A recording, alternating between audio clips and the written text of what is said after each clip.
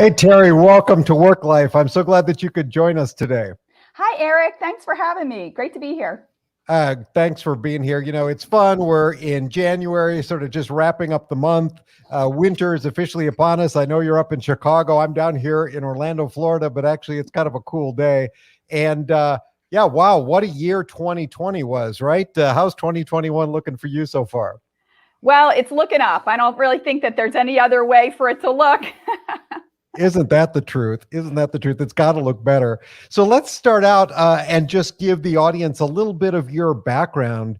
I'd love to just have you highlight maybe a couple points along your career path that got you to where you are today as a career and executive coach. I think that'd be fascinating for the audience.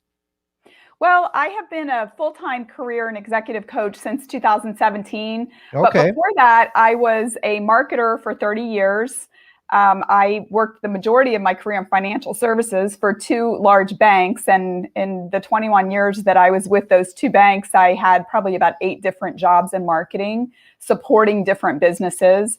And then the last 12 years, I moved here to the Chicagoland area to work for a bank here. And I headed marketing for several businesses, B2B mainly, at the bank. And I think as a marketing leader, I always spent a lot of time investing, mentoring and coaching people on my teams. And I really loved that part of the job. And so when I left my last job as part of a restructuring, I took a little time to say, like, well, what am I good at and what do I like to do?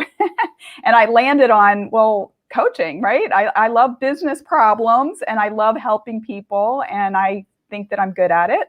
So I got a certification and here I am. That's so interesting to me because most of my career has been in financial services as well and in marketing. And so these are complicated organizations to work in, right? So many layers of management, so many decision points along the way. Did you find it an incredibly frustrating experience or exhilarating because they do spend a lot of money on marketing? Well, that was one of the really great things, was that you had a lot of money to do big things. And as time went on, I mean, early in my career, when I first, started working in banking, it was a little overwhelming because I worked for big national banks and they're complex organizations. I mean, a lot of people who are not who don't know what it's like working in a bank. I mean, a big bank like that, it's just sort of an umbrella, and underneath of it, there are many different businesses. And many of the businesses, particularly on the B2B side, can be a little bit complex. Sure. I found that very interesting from an intellectual standpoint, like learning, and then from a marketing standpoint, really starting to think about, like, how do we translate this complex concept into something that our customers will understand how it's going to benefit them. So that was really interesting. And I suppose after I kind of mastered that aspect of the job, I talk about this in my book, that it was a mystery to me about how you move up in these big complex organizations. And I really thought that, okay, if I just keep my head down and I just work hard, then I'm going to be recognized and I'll move up. And over time, and actually with one particular mentor that I had, I started to realize, I was able to step back and sort of see the dynamics of what was going on in the organization politically, and also start to notice where you could have influence. And there's certainly a lot of politics, right? Yeah, there's a lot of politics. And that became actually one of the sort of interesting challenges, really, to be like, okay, if I pull this string over here, can I get something to happen over here?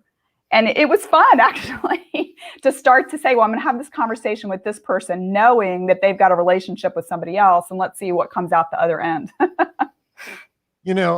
I know you do executive coaching, and there were 2 things that I took away from years of working with a lot of these big banks, and I'm sure it's very true at other organizations as well. But a lot of people looked at power as how busy their schedule was. It was almost, they wore it as a badge of pride to say, yes, oh, I don't have any openings until, next Thursday at 3:15, right? Yeah. So that was one. It was how busy your schedule was. And number two, it was all about kingdoms. It was all about creating your center of power, how many people you had, how much budget you got. And that was really sort of your mark of success, is when you had a kingdom in these organizations. Mhm. Is that a lot of what you've seen as well in your Oh experience? yeah. I mean, it was extremely common when, if you saw somebody in the hallway, like, how are you doing? I'm busy. Like, Right. is that an answer to the question I just asked? Right. But yeah, I really thought that, and many times I thought it was sort of like a little bit of a, smoke screen too, right? Like, don't dig into what I'm doing too much. Right. I'm busy. I'm busy, right? Yeah. Well, it's so fascinating because I think now, having worked in a number of different industries, that is not the way things are done universally. There are many businesses that loathe, to have meetings on their schedule all the time. They want to have work time where they can sit at their desk Mhm. or cube or whatever it may be and actually get work done. Whereas some of these larger organizations, they just seem to thrive on meetings, one meeting after another. Yeah. Yeah. Uh, yes. I think part of it in financial services is driven by the fact that a lot of the people in the headquarters aren't actually delivering the service.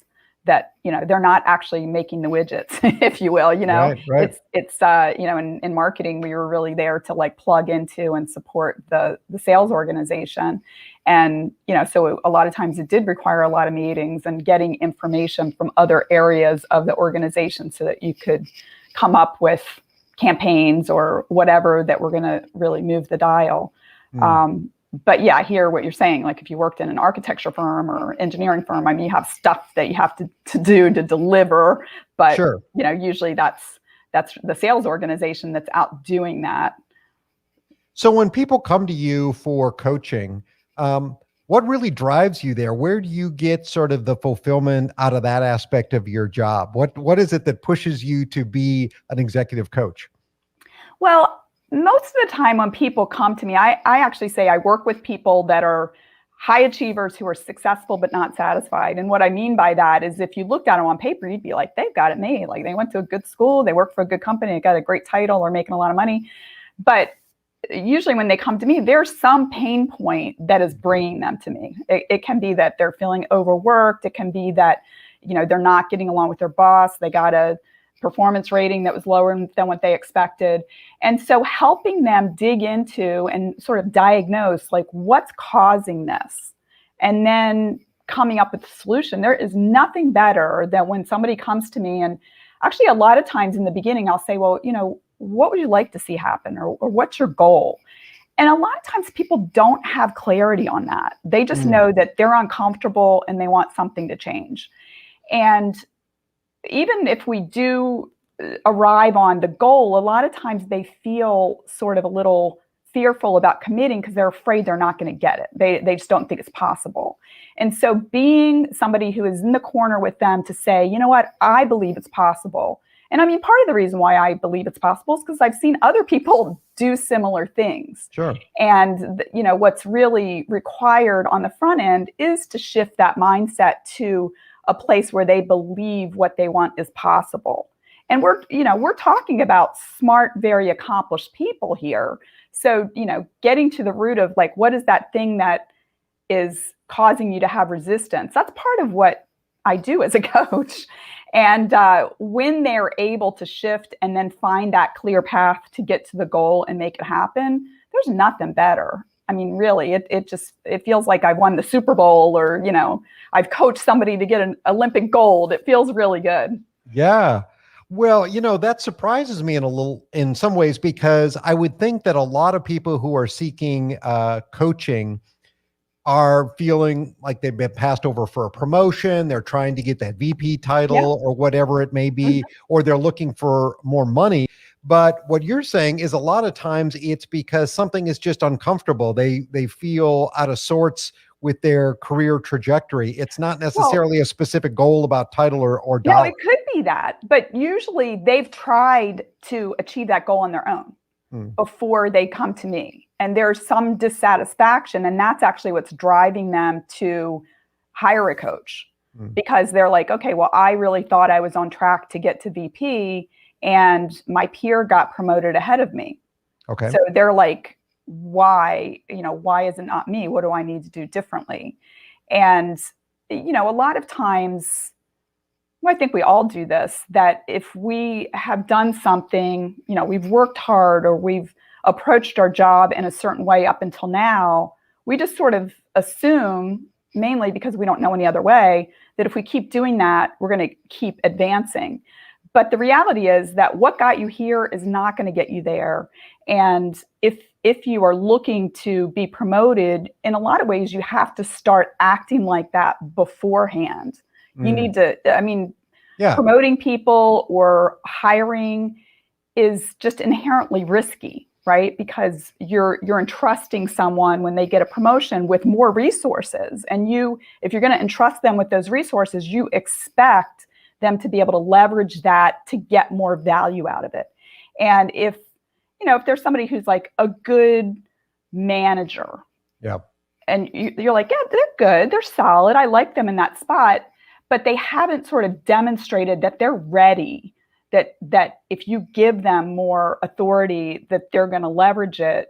That just causes more problems if somebody gets promoted before they're ready or they haven't demonstrated their ability at that higher level. So you kind of have to overperform a little bit in order to demonstrate that you're ready for it. Well, wasn't the old saying, before we all had casual work environments, that dress for the job you want, not the job you have? Yes. And but start acting like you already have that job too. I mean, not going around like bossing people around, but, showing up and, being involved, being a leader, even if you're not in that leadership position yet. So I know you wrote a book as well. I see it on the shelf behind you there. What inspired you to write it, and tell the audience a little bit about what it's all about? Well, it in some ways it was a little bit accidental, because when I first left my job, I had a lot of thoughts, and I was sort of processing some of the things from my 12 years. Well, actually, my whole career. I'd have these ideas about things, and I started a blog, and so I blogged every other week for a couple of years, just on different career related topics. And at some point along the line, somebody said, well, how many words do you have in all of your blogs? And I was like, I don't know. I downloaded them, and I actually had about 25,000 words. And this guy said, you have enough words for a book. And so I just kind of coincidentally, around the same time, a friend of mine was going through a book writing program, and she told me about it. And I kind of put the two and two together, and I thought, well, I already had the seeds for a book, so why don't I just go ahead and join this program and figure out how I can take what I've got and kind of massage it into a book. I did do a lot more writing, and I mean, that was just, it really was the seeds. But yes, I interviewed people. I put a lot more into it. It's actually like 75,000 words now, but that's how it happened. It just was sort of started out as one thing, and then I thought, well, what the heck? I'll write a book. And it's kind of nice to, say that you're an author, right? And it feels good, because, that's my kind of ambassador that's out there, that's giving people my thoughts, and they can sort of get to know me a little bit without ever having had talked to me. And certainly I referred my clients to a lot of the lessons and so forth, a lot of the stories that are in the book. Because, very often in coaching, people think they're the only ones that, people will say to me, like, do your other clients tell you things like this? And I'm like, yes, everybody does. Yeah. Everybody sort of has a fear that they're the only ones that feel uncertain or insecure or haven't been able to surmount this obstacle. And it's much more common than what people fear. Well, and I think getting to know you is very important. Books can certainly do that. I know you mentioned you just started podcasting as well. Yeah. And I've heard that from many of my clients or potential clients, that they've heard me on my podcast, The Virtual CMO, and said, oh yeah, we got familiar with you. We understand the way you think, and understand my knowledge base. And all of those things help build credibility and help, potential clients get to know you. Yeah, absolutely. And, coaching is a very intimate service. People are letting their hair down. They're letting their guard down. They're telling you things that they might not tell their best friends, Sure. and in a lot of cases, if people are having issues at work, well, first of all, either they've complained a lot about it at home already and their spouse or their friends are tired of hearing about it, or they don't want to share it with people close to them because either it's going to make those people nervous, like, oh, are you thinking about leaving your job? Right. Or they may get unsolicited advice that's not helpful. So, coming into a relationship where that's non-judgmental. I mean, I'm here for them. I've seen and heard a lot of things, and I know what's possible. It's just a little bit different of a type of relationship than what Sure. people have with their friends or family usually. Well, I'm interested, as we sort of move into more of the personal side on the interview. So after years and years of working in a corporate world for some large companies, now you're on your own. You're a coach, you're setting up a business. How did this sort of affect your personal life and your relationship with your family, your free time? I mean, it's a pretty big adjustment, isn't it? Yeah, it is a big adjustment. Although I had a small business when I was in graduate school. When I was 29, I quit my job and went back to business school full time. And I had done graphic design, so I was doing freelance graphic design. So I sort of had a bit of an idea, like how to track your expenses and just Sure. the basics of running a business. And I also would say that I was always very entrepreneurial within the big organizations that I worked in. And a lot of times I was working on these sort of like greenfield type projects where there was nobody that had walked the path before me. They were like, Okay. hey, here's the machete, go out and, cut a path into the jungle and tell us what's out there. Yeah. So I love that kind of stuff. And in fact, that's part of why I decided to leave my last organization, because things had gotten a little bit too civilized. I liked it when things were a little bit wild and woolly. Right. But it's a great question about, I was an executive and I made a good living. I had a lot of nice benefits and so forth. Sure. And it was quite scary to go off on my own.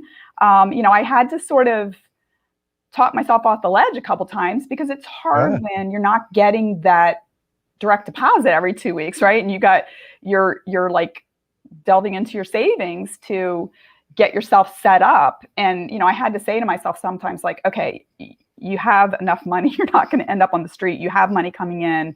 Just keep working at it.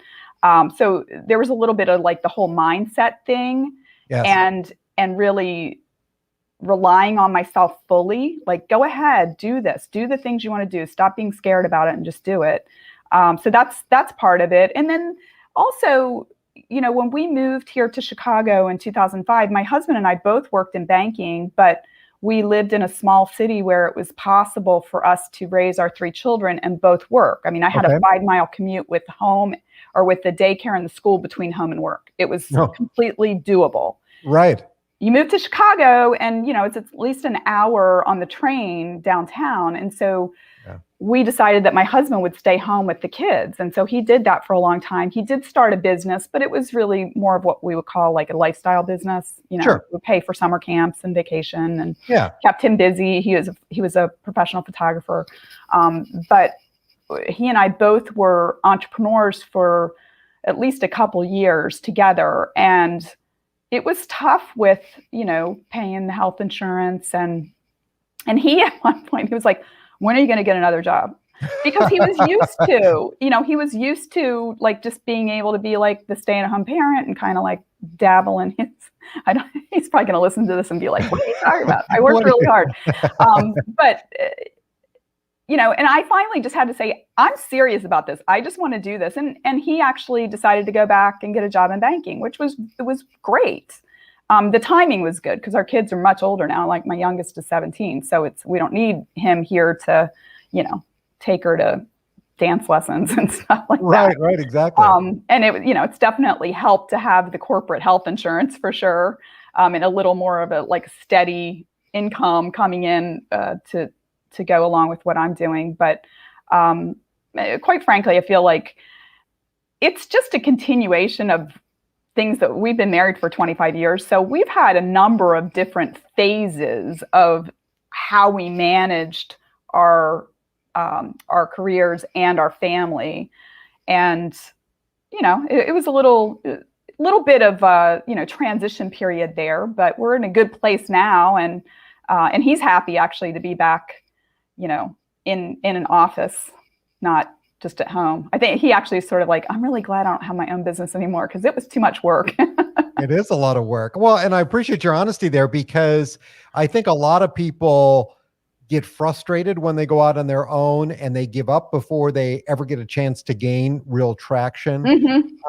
Many businesses, especially if you're a solopreneur or you're doing some sort of consulting work, many people, their early clients are people that they know, their referrals from, former colleagues or friends.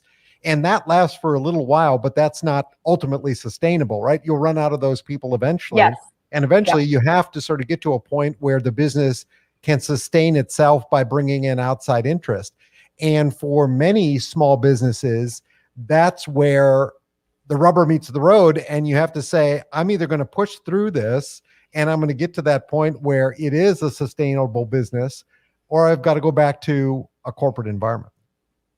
Yeah, absolutely. And I've had people ask me like, oh, what do you wish you knew before you started your business? And I mean, somebody asked me that recently, and I thought about it and I said, actually, I'm really glad I did not know a lot of the things that I've learned along the way, because I think if somebody had told me some of the things that I would face, I would have been too intimidated to start the journey. But the reality is that when I faced each one of the challenges or obstacles, I figured it out at the time. And I built on everything that I learned along the way, or I met somebody that introduced me to, somebody. It works out, right? But it's very hard to and it's impossible actually to pick yourself up and parachute yourself into the future and say, well, this is what it's going to be like, because it'll be like being in a foreign land. Because you have to learn all of the different lessons on your journey in order to be able to operate at that place. So I think that's probably one of the biggest lessons that I've learned is if there's something you think you want, start the journey, be open, be looking for those lessons.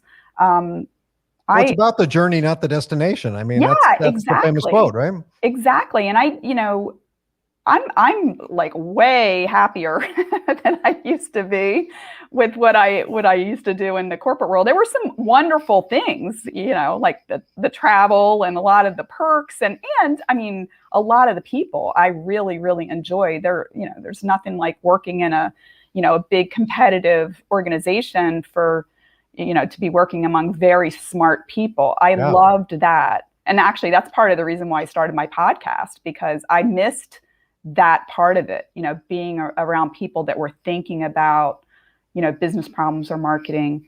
But see, that's also one of the nice things. I recognized that was something I was missing, but because I run my own business, I can just be like, well, I'm going to fill that gap with something that I'm creating that's fun. Yes. Yeah. I think it's so important that you find your own path.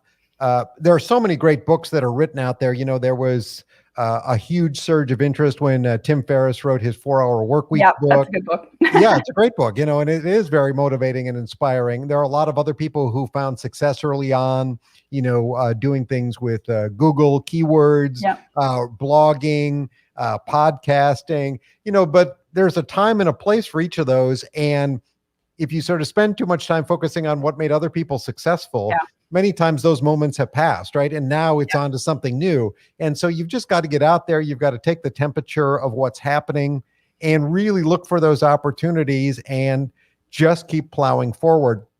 And I think if your business isn't successful right out the bat because your idea maybe was a little off, well, don't be afraid to pivot. Go a little bit to the left or go a little bit to the right where the opportunity is. Don't keep plowing ahead stubbornly, trying to do one thing if there's obviously not going to be a market for it. And I see so many people doing that. Yeah, exactly. I mean, I've experimented a lot with, pricing and packaging and positioning. and I don't know that I'll probably ever have it completely nailed down because things evolve. Yeah. One thing that I do have is multiple streams of income, which I think that's just diversification of where you get Very important. paid Yeah. is smart. And if one type of client that you work with, like I work with people in job search, but I also work with people that have jobs and want to be more effective in their jobs. And I've been busy in 2020 with a lot of career transition clients, as you can imagine. But I think it's just smart to diversify that way. Absolutely. An author that I like, she's on LinkedIn all the time, Dory Clark. Oh, yeah. She talks about multiple streams of income all the time, and it's strong advice. I think you've already sort of segued into this kind of wrap up section where I like to talk about balance, which is really finding fulfillment and purpose. And it sounds like when you were talking about you and your husband and how you settled into a new routine and him going back to the corporate world as you pursued your business, it sounds like you found some of that balance in terms of what works in your particular relationship. Do you find now that you have time to invest in things outside the workplace too, whether it be just fun on your own adventures, charitable organizations? What other things give you passion in your daily life? Well, I mean, I like giving back and volunteering, doing what I do. I will occasionally write articles or run webinars for our local career resource center. Oh, that's great. Yeah. So I do that, and I'm involved in my alumni association. They actually had an online mentoring program or get together this week where there were a lot of fellow alums but who were really early in their careers that were looking for advice about how do I get started, or I want to make a pivot from this first job to something different. That's great. So just providing some insights there, that's helpful. I actually was on the board of a women's networking group, which I've actually just stepped off of it because with starting my podcast and actually us not being able to get together in person, I just thought that my time would be better invested in trying to get this new part of what I'm doing up and running. Anyway, I guess that covers it. No, that's great. I think giving back is so important. I love the whole concept of mentorship. I wish that more people would actively pursue that if they've got the ability to be mentors for others, to give back in that way. And I think it's important that we all have mentors of our own, people who have, walked the road before us and know some of the obstacles. There's no harm in bypassing things that will cause you trouble if somebody can give you some good advice on how to get around them. So yeah, absolutely. And one of the things that I credit with actually me continuing to run my own business is that when I first got out of my coach training program and got certified, that I joined a mastermind group with some fellow coaches. Oh, great. And, some of them were a little bit further ahead, but there are at least two that were in my program at the same time I was. And we meet every other week for an hour. It's not a lot of time, but it just gives us a forum to sort of share what's going on, whether we have successes, whether we've run into challenges. And it's been really wonderful to have other people that understand what I'm facing, right? I can talk to my husband and he's sympathetic, but he doesn't fully understand, Sure. And to say it, to share these things with other people that are like, oh, well, I tried this as a lead generation tool, or I was the same place you were maybe and feeling a little down because you haven't gotten any new clients this month, something like that. Yep. It's just very helpful to have that support from others who are doing something really similar. And I don't think that I would have probably kept up with this had I not had that support. I think that's great. And I'm a big believer in masterminds. I think they can be great ways to, run ideas by people who have similar interests. And yeah, that's great. So encouraging to hear that you've gotten involved in that. Before we wrap up today, I'd love to just give you an opportunity to tell the audience a little bit more about your coaching program, where they can find you online, where they can pick up a copy of your book. So if you would, just kind of go through that for the audience. Okay, yeah. Well, right now I'm doing one-on-one coaching with, as I said, high achievers who are successful but not satisfied. And what I mean by that, people that are paying a high price for their success in terms of stress, burnout, health or relationship issues, or they're not getting to the goal that they've been striving towards. I also work with people who are in job search. People can reach me at my website, which is terrybmcdougall.com. I'm also reachable on LinkedIn, where I'm pretty active. My handle there is Terry B. McDougall. My book, Winning the Game of Work, Career Happiness and Success on Your Own Terms, is available on Amazon worldwide. And if you have an interest in marketing, I have a new podcast, which is called Marketing Mambo, and you can take a look at that at marketingmambo.net. I think that's great. Marketing Mambo. That's fun. Yeah, it's on Apple Podcasts and all the various All directories. of the major directories. Hey, that's perfect. Well, congratulations on the new podcast and certainly on the book. I will make sure that we have all of those things linked up in the show notes so that people can find you. But Terry, this has been fun. I've really enjoyed hearing about your journey and very excited to welcome you to the world of podcasting. I think that's great. Thanks for having me, Eric. This is fun. Great. Thank you again.